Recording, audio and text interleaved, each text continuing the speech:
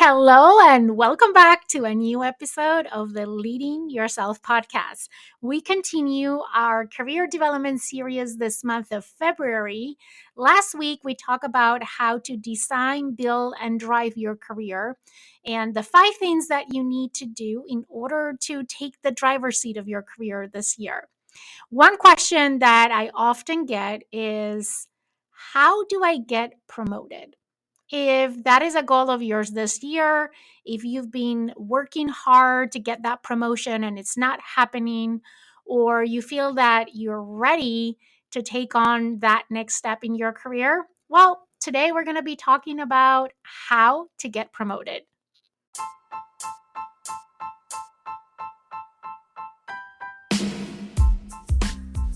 Welcome to the Leading Yourself podcast. This is your host, Carolina de Arriba. I'm an HR professional, health and fitness coach, wife, mom, and above all things, a goal getter. In this podcast, we're going to be digging into all things leadership, professional and career development, habits, and relationships. This is a podcast for those who want to become the best version of themselves. Those who have big dreams and are willing to embrace the journey and put in the work to achieve them. My goal is to share with you the tools, tips, and tricks to help you in your journey. So let's dig into today's episode.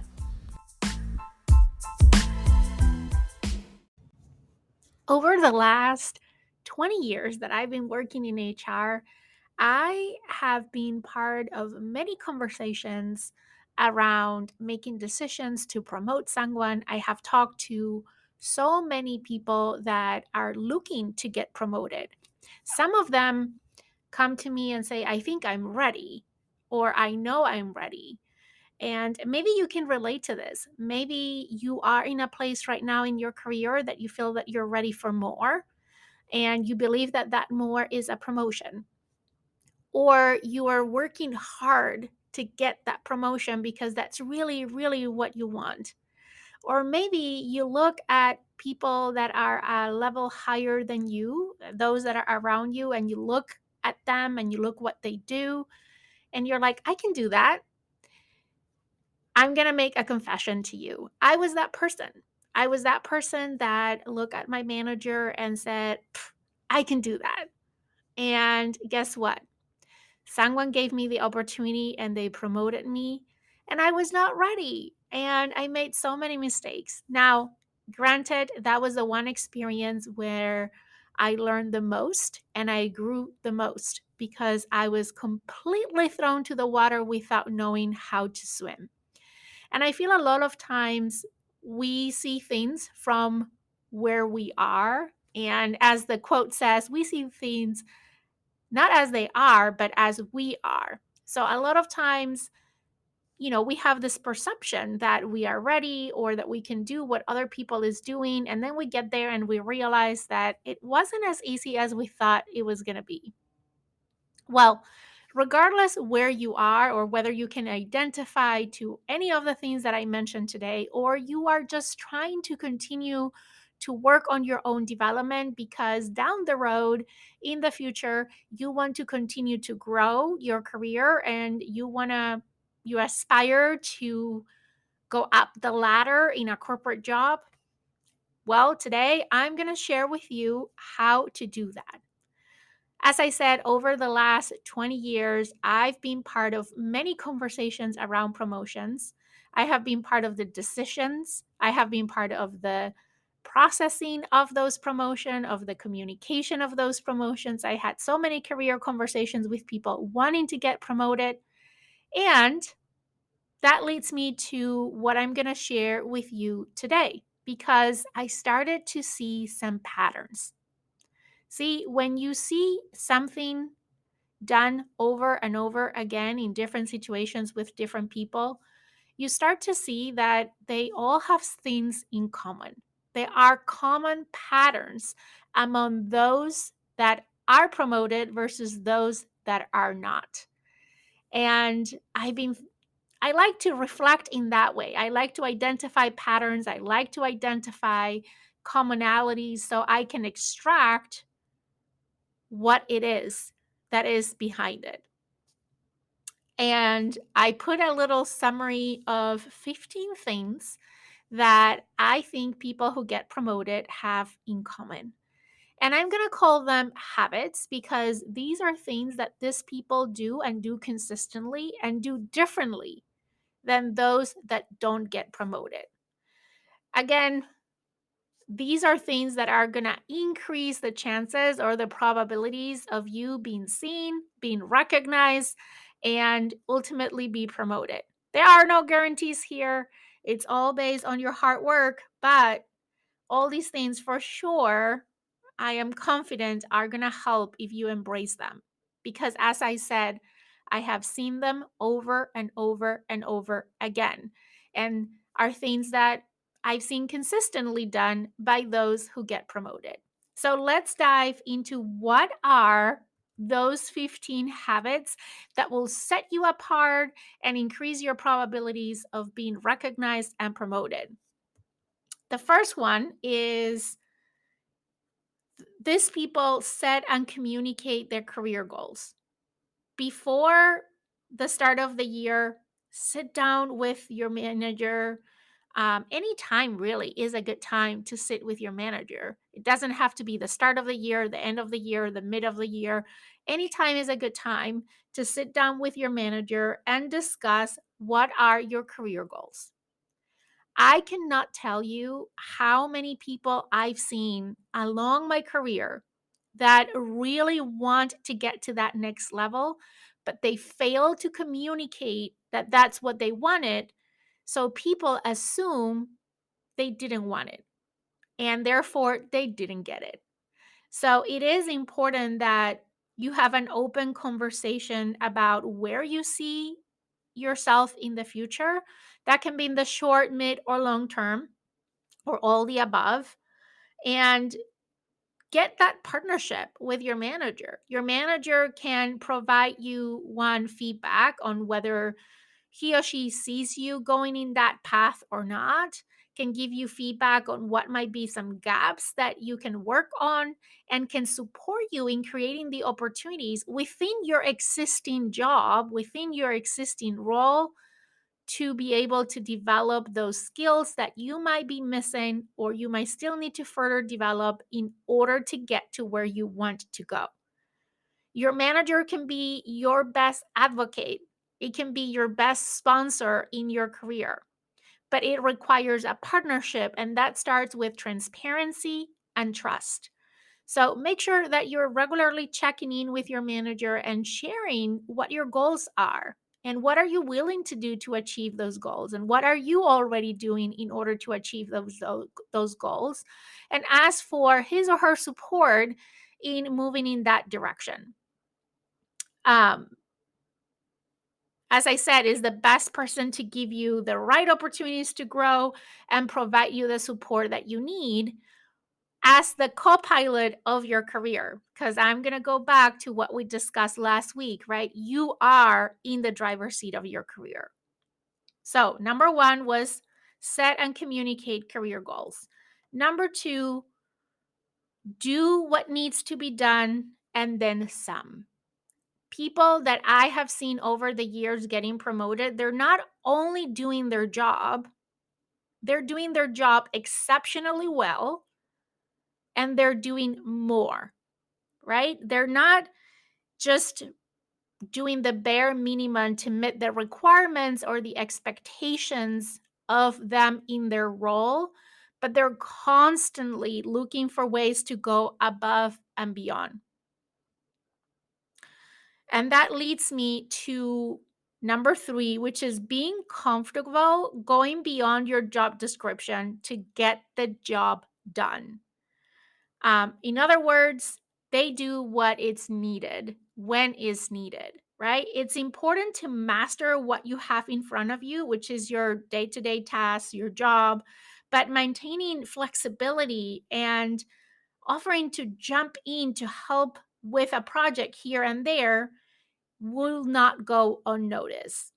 It could also show your management at your company that you are ready to move to more work responsibilities if you're able to manage your job and some other things on the side. And nowadays, I think companies are moving more towards this concept of um, cross-functional projects because all companies are seeing the value of getting different perspectives in projects. So um, if you look, you'll find for the right opportunities. The other thing is that at work, we regularly encounter messy problems, challenges, complex cross functional issues that maybe fall outside of your defined job boundaries. But the people who get noticed and get promoted, they don't just do again their assigned jobs, but they do the job that is required to solve that messy problem. They are problem solvers, right? And they're not afraid of stepping outside of their comfort zone. Unless you have the most boring job ever. And if you do, I'm so sorry that because that for me will be torture. There will likely be times that you will be asked to step outside of your comfort zone, right? Whether it's for a side project, as I said, whether your manager asks you to jump on an opportunity to work with a team in other parts of the organization. um, those are great opportunities to continue to grow and to show that you're not afraid of taking ownership, that you're not afraid of going above and beyond, that you're not afraid of stepping outside of your comfort zone. So, see uncertainties as opportunities. Focus on adding value instead of avoiding the extra work, right? But at the same time, be mindful of what you say yes to and what you say no to, right? I've talked about this many times. It's not that you're going to jump in every single thing. Be intentional about what you jump in, but don't be afraid to see opportunities where there are problems or where there is uncertainty for you to add value. And when you do that, that will not go unseen. Okay, number 4 is finding, and I'm making air quotes here, you can't see me, but finding the white space at your company, at your team. White space is essentially the unoccupied area, right? Is is the areas where maybe there is no headcount, no budget, no authority in place. The rules maybe are vague or they're non existent. And there is a ton of potential room for growth. So make it a personal mission to find and curate a solution to any of those white spaces that you encounter in your organization. And I was talking to someone recently and I he was talking to me about his career path. And it was very interesting. This person, and I have seen this many times, it's not just this person, but this one remind me of this exact point as I was preparing for the podcast because he was explaining to me how every role that he's ever have in this company that he works at, it's a job that didn't exist before, meaning he didn't came and replace someone, but he came into a complete new role because he saw a problem, he saw a need, he shared that with the organization alongside with his ideas to or how to solve the problem and his willingness to jump at solving that problem or what that white space. And then a position was created for him to be able to occupy that white space and take that opportunity to support the company, the business in continuously growing um, and growing profitably. And that remind me of this point. People that get promoted tend to do those things. They're not just looking at the boundaries of the existing organization, but they're also looking at any spaces that are unoccupied in between those, which in large companies sometimes happens, right? We are so structured that sometimes There are blind spots here and there that we don't see. And the people that are able to see them and are willing to jump at solving them and take ownership for them, those people are seen at many levels in the organization. The next one is don't be afraid to take charge. Show your leadership potential. One of the situations that I have seen over and over the years is people who work on individual contributor roles and they aspire to be people leaders and they feel that it's so hard to make that jump because every time they interview for a role that has people leadership, they are missing that experience, right? And I would say you don't have to be in a role where you have direct reports to exhibit and develop your leadership skills. Do you display passion, trustworthiness, decisiveness, and confidence?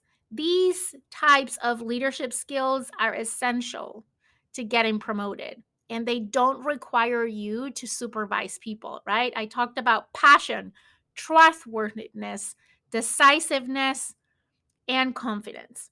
After all, the first step in being a leader is look for opportunities to act like a leader. That can be in a meeting, that can be in a task force, that can be in a project, that can be in a hobby at work, which this is one of my favorite things. I always in my career have looked for hobbies at work. What are some activities that are not related to your job that you can get involved at work? Nowadays, if you work in the corporate world, most companies have employee resource groups, affinity groups. Those are great opportunities to look for like leadership roles that you can take. Um, some companies have community outreach groups. Look for what are some groups inside your company that you can join that can help you develop those leadership skills. And don't forget, you can develop and you can show your leadership skills where you are today. And I don't know where you are. I don't know what job you have. I don't know what company you work at. But I know this: wherever you are, you can show your leadership skills. You just need to be intentional about it and act as the leader that you want to become. Number 6, network with the right people and stay connected. Don't forget about the stay connected piece. Take advantage of every networking opportunity that you have, even if it's a small get together with a new coworker at lunch. Never underestimate anyone, right? Networking with others within your organization and will allow you to get to know people who can provide you support now or in the future. It's also a chance to promote yourself and your skills as well. You can recap similar benefits by getting involved with groups in your organization like the ones I was mentioning before, like employee resource group, outreach groups, community groups, any of those. Um, be active when there is events at work. If there's an event at work, show up and use the opportunity to network. Also, when I say network with the right people, I believe two things with this. One, you should network and don't discriminate with who you network because you never know how things are going to evolve and where people is going to be or where you can be of support to others or others can be of support to you. But then the second part of that networking with the right people, that means think about we started this conversation and we talked a lot about last week on having clarity about what is that you want. What are your career goals? And if you have that clarity, try to identify who are people that can help you get more visibility about how that looks like, people that can help you brainstorm how you can get there, how can you develop skills, people that can open a door in the future for joining a project or an opportunity, or you want to be in their radar if there are opportunities in their perimeter, because you know that working with them or in the area where they are can really help you to get closer to where you want to go. And very important, don't forget to stay connected. I see so many people going to networking events and making this great connection, which is amazing. It felt so rewarding that you connected with the person that you wanted to connect it, or with anyone for that matter. But if it stays at that and there is no follow up at all and you don't stay connected with those people, what is the point? During the pandemic, I did a podcast episode on how to make networking less scary. I will put the link on the show notes of this podcast episode. I share with you my framework to network and stay connected. And I am an introvert, believe it or not. So if you're an introvert and you're saying that is scary, or I can't do that because I'm an introvert, that is just an excuse. You can. If I can, you can. So check out that podcast episode. I'll put it on the show notes of this podcast episode. And what I talked about, that framework that I use, that applies for anyone, right? Even if you are an extrovert. I do not discriminate. This framework works for everyone. Um I hosted a session after airing that podcast episode, and I can't tell you how many people came back to me and said, "It works. It works." So check it out. Don't miss it. Okay, we're in number 7. Be engaged. Get involved. Being engaged goes beyond paying attention or taking notes in a meeting, right? Both of which are also important.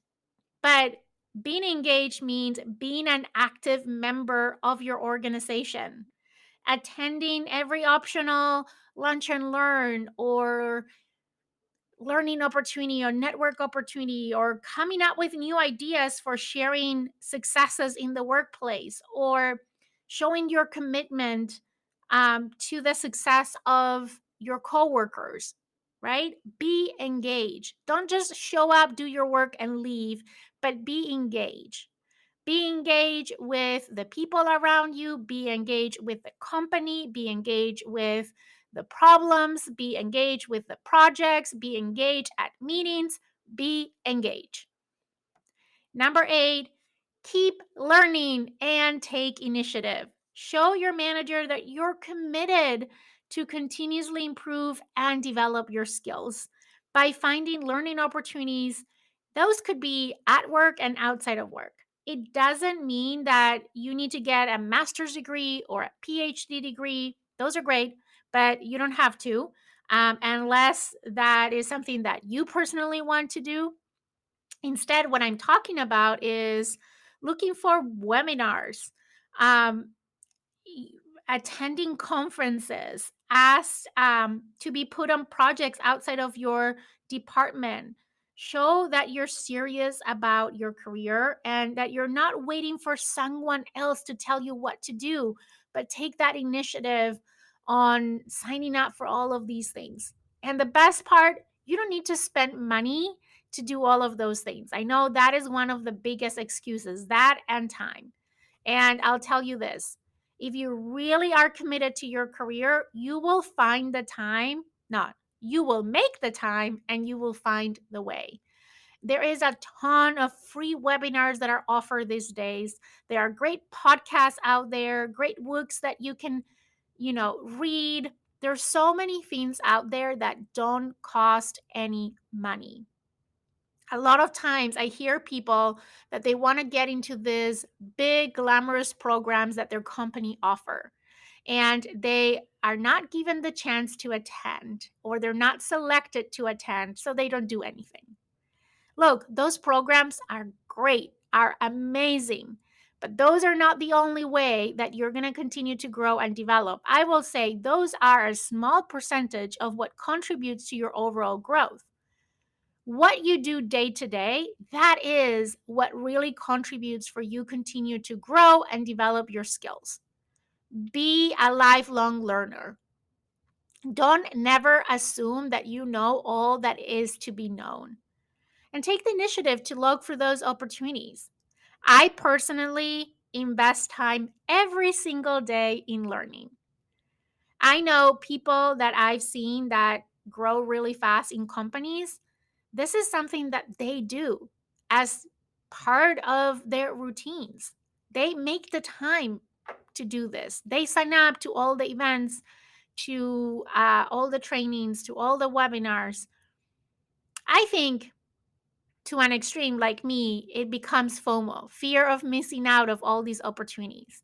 But when I see people that are so committed to continuously learn and continuously improve, I see someone that will get further along in their career.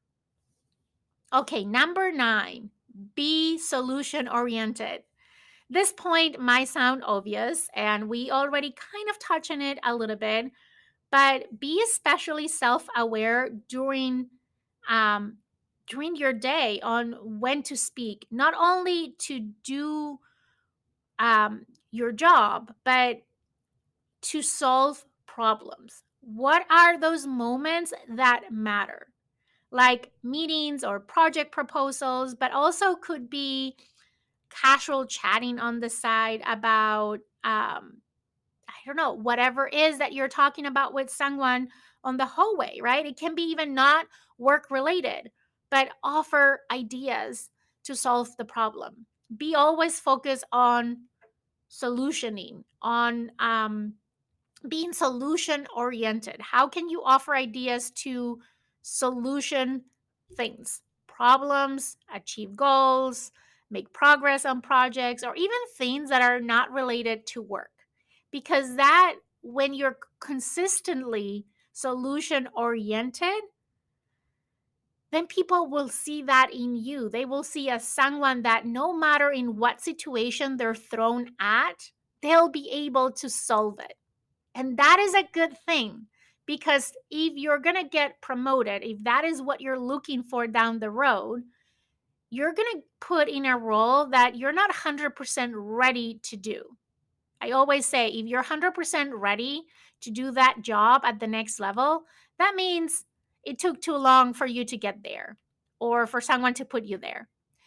But if things work the way they should, you will get promoted. And when you get to the next level, there is going to be a learning curve. There's going to be situations that you haven't faced before that are different from what you've done before. So, you showing up consistently in every single situation as being solution oriented and able to solve those situations and find ways to solve problems, a variety of problems in different contexts, that will give your management, your leaders, the confidence that you will be able to do that if you were to be promoted. Okay, number 10, make yourself indispensable. What do I mean by this? Some people call it make yourself irreplaceable. I don't think anyone is irreplaceable. Everyone can be replaced. But what I mean by this point is what I have seen people who get promoted. And when I am in conversations with managers about is this person ready? Or when a manager approached me saying, I need to promote this person, here is why. One of the common things that I tend to hear is that that person is the go to person for something, right? How can you make yourself an indispensable member of your team? One way to do this is to become the go to person for something specific, whatever that is, in whatever area that you are.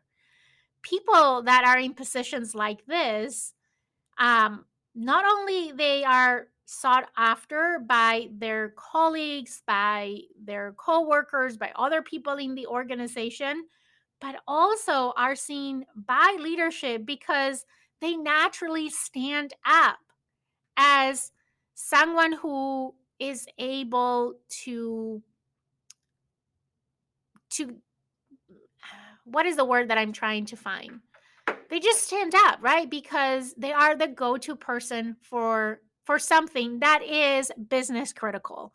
And that part is important, right? Don't be the go to person on how to do expense reports, or don't be the go to person unless you are working in a company that does expense reports, right? But you know what I mean. Don't be the go to person for the very tactical, operational type of stuff. Be the go to person for things that are really critical for the business you're in. And that way you're going to stand up, not only with your manager, but with other leaders in the organization and among your coworkers.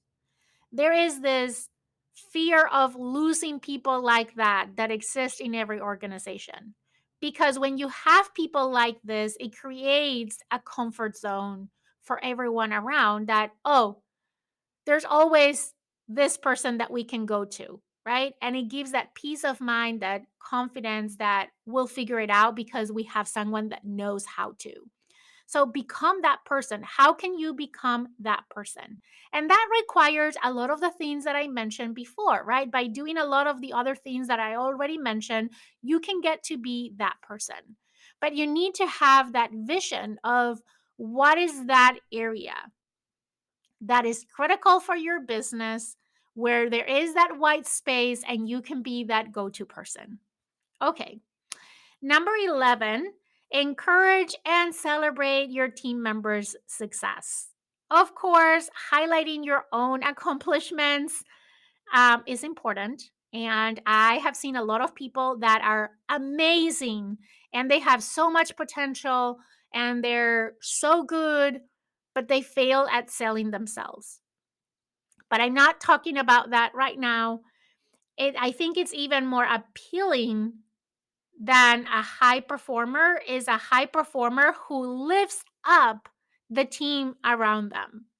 Every time that someone around you experiences a win, whether it's big or small, celebrate with them.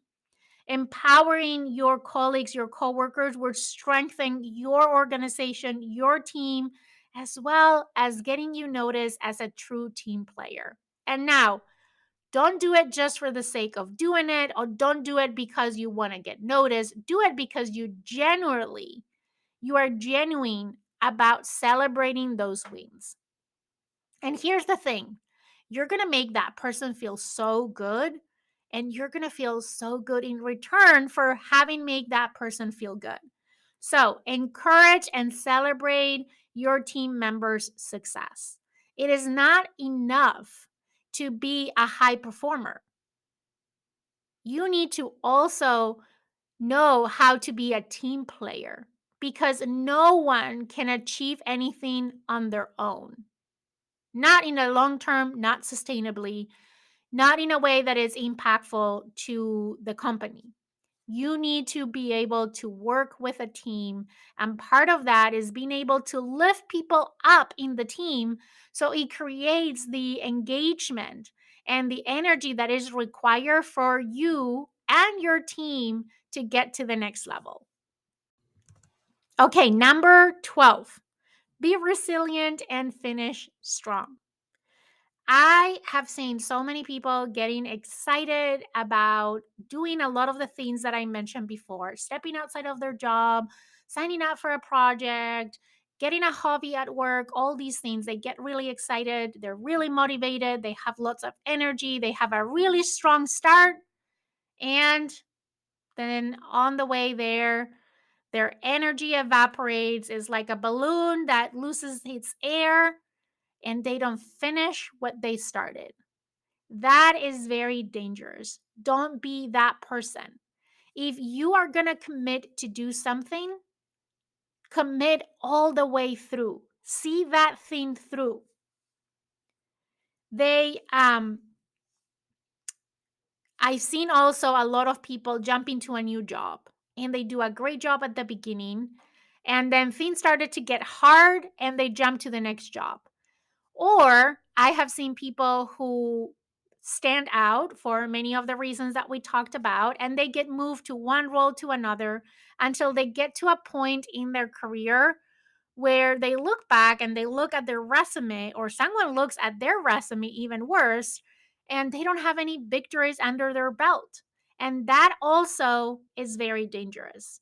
You need to commit all the way through to see things through, to get those victories under your belt, to say, I started and finished this. And not only I finished, but I finished strong. I did it in a way that stood up, that was above and beyond what our initial expectation was. That is what people who get promoted do, right? In fact, last week I was talking to someone at work, and she was invited to look at an opportunity in a different area, and she was very concerned about it because she has been jumping very quickly. I think 3 jobs in 5 years. And a lot of those jumps happened before he had seen things through, right? But they were great opportunities, and management was the one who put those opportunities in front of her, so she jumped at them.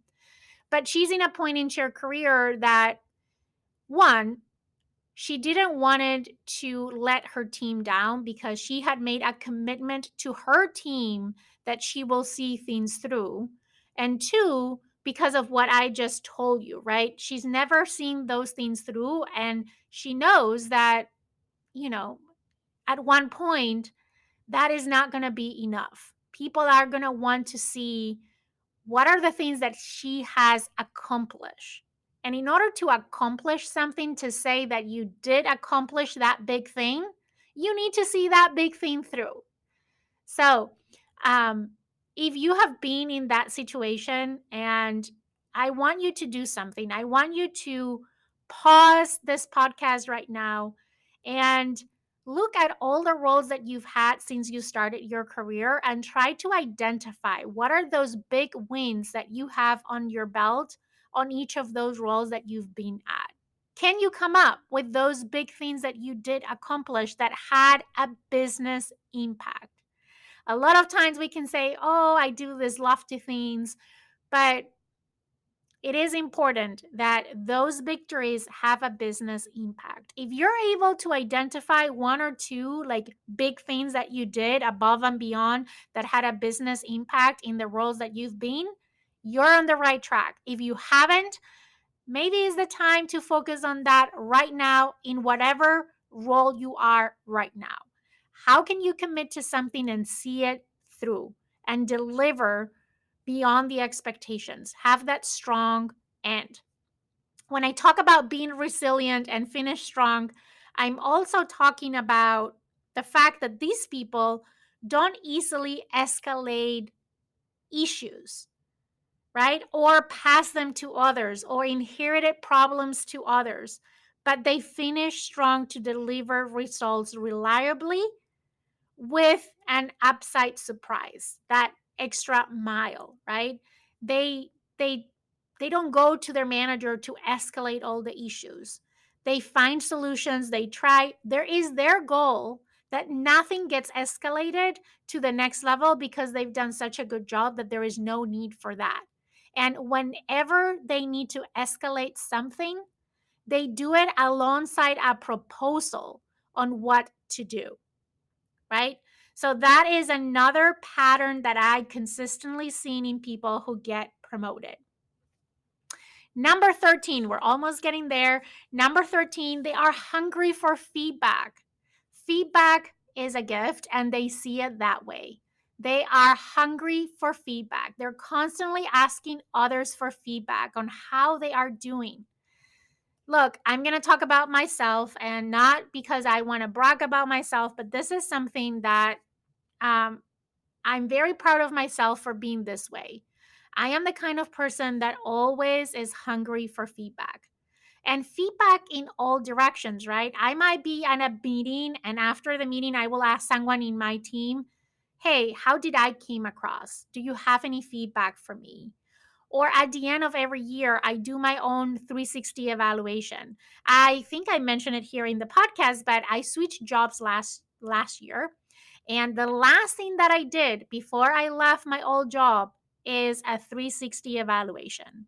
Because I thought this is the best opportunity to get the most unfiltered, honest feedback that can help me continue to grow and to identify my blind spots, because that is what feedback does.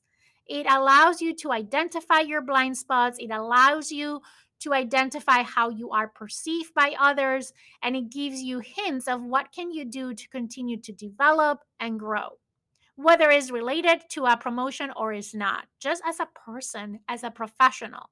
So be hungry for feedback, and not only ask for feedback, but be willing to do something with that feedback. And not always you're going to do what people tell you to do in those feedback mechanisms, but see it, identify patterns, identify, things that are consistent that many people brought up, and try to use that to help you identify what is that you can do to continue to grow.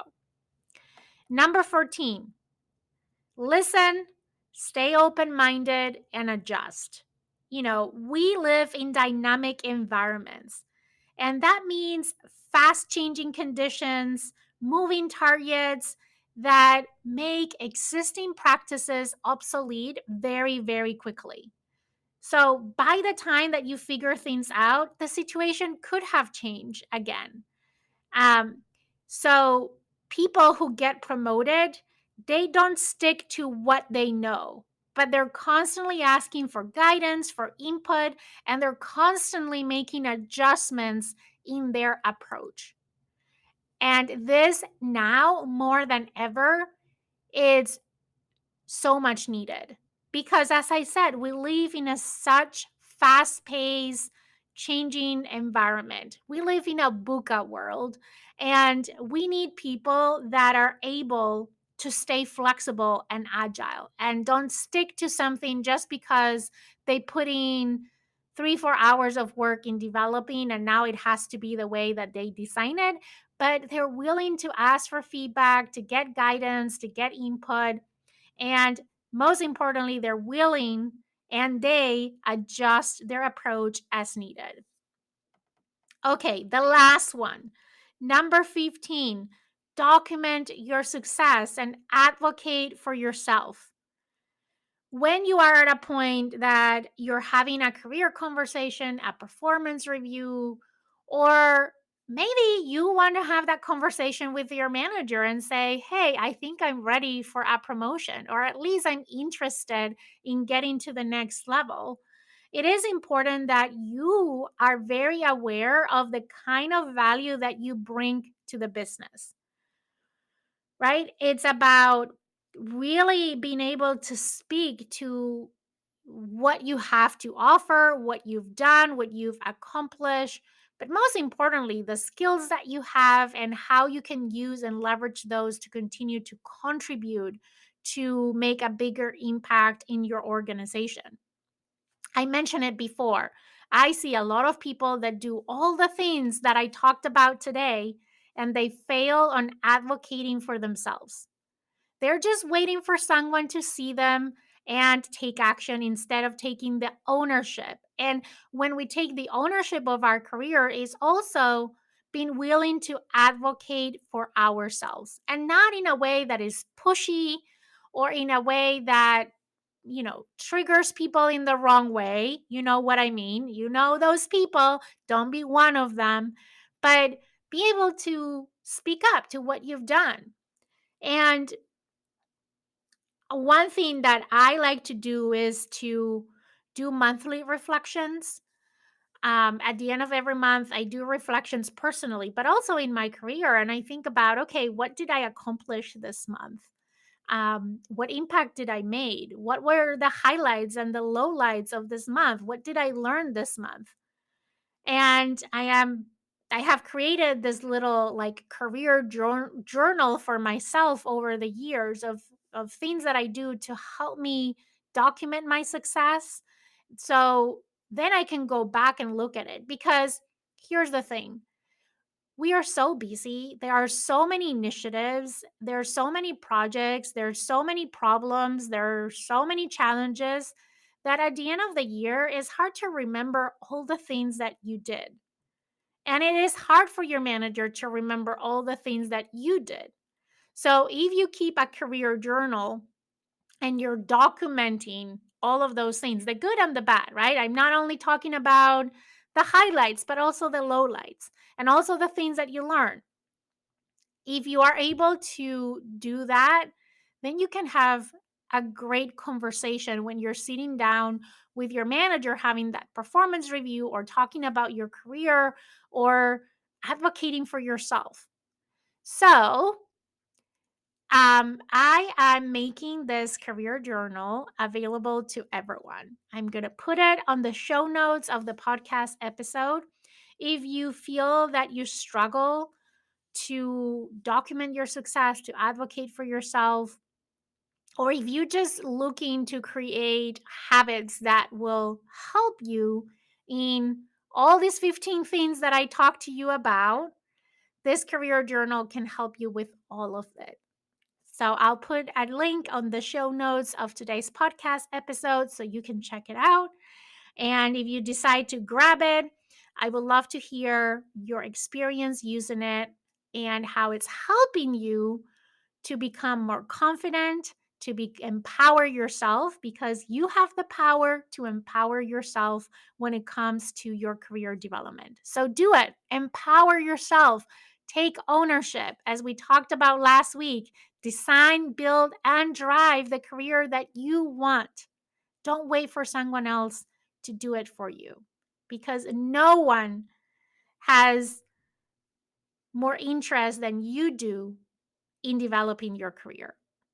Okay, those are the 15 things. And as you can hear, as you can see, these things take work, right? It's not going to be easy peasy, but if you consistently work on these things, and you don't have to work on all of them at once. I've talked about this many times. When you're trying to develop habits, you need to start small. So pick one that resonated with you today and try to focus on that one thing for the next 30 days or the next 6 months, depending on which one you pick. It might take some time for you to have the opportunities to even put these things in practice. Pick one or two, the ones that resonate most with you, the ones that you think can yield the best results for you, or the ones where you see you have the biggest opportunity to develop. And I promise that if you embrace these things and you do them consistently, is going to exponentially increase your chances of being seen, getting recognized, and eventually getting promoted. I hope that this podcast was helpful. If you have any questions around career development, I am collecting all of your questions as I'm planning future podcast episodes as part of this series. So send them my way. On the show notes of this podcast episode, you'll see the information on how you can connect with me. I hope that you reach out and we get connected in any way, shape, or form. And if this podcast episode was helpful for you, as always, I'm going to ask you that you share it with someone that you believe can benefit from today's content. With that, I hope you have an amazing week ahead, and I will see you here again next week for another episode of the Leading Yourself podcast.